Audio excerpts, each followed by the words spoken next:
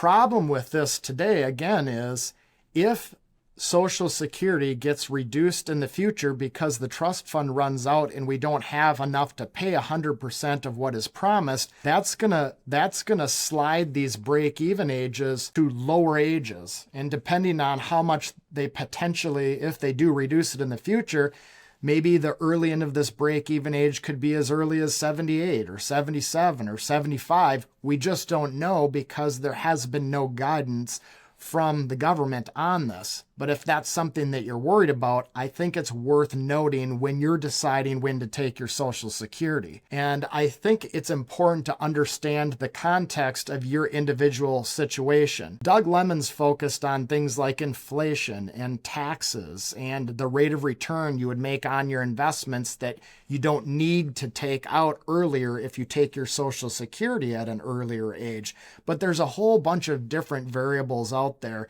And I almost think of this like a pendulum. Depending on your unique circumstances, it can make the pendulum swing in one way in favor of taking it early.